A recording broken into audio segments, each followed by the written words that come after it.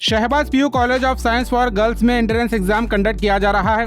Shahbaz PU college of science for girls Gulbarga शहर के नेहरूगंज इलाके में मौजूद है और एक शानदार एजुकेशनल इंस्टीट्यूट है जो अपने क्वालिटी एजुकेशन के लिए जाना जाता है। कॉलेज मैनेजमेंट की जानिब से सिर्फ 10th पास लड़कियों के लिए एंट्रेंस एग्जाम कंडक्ट किया जा रहा है। ये एंट्रेंस एग्जाम आने वाले 20 अप्रैल संडे को सुबह 10:30 बजे से 11:30 बजे तक रहेगा। साइंस और मैथ्स सब्जेक्ट पर यह एग्जाम लिया जाएगा जिसमें किसी तरह की कोई फीस नहीं रहेगी। खास लड़कियों के लिए बिल्कुल फ्री एंट्रेंस एग्जाम रखा गया है।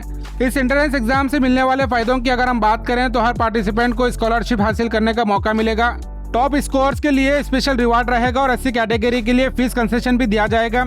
अगर आप इस एंट्रेंस एग्जाम के लिए रजिस्ट्रेशन करवाना चाहते हैं तो स्क्रीन पर दिए नंबर पर अपना नाम और स्कूल का नाम व्हाट्सएप के जरिए भेज सकते हैं या फिर आप इस नंबर पर कॉन्टैक्ट कर डिटेल हासिल करें।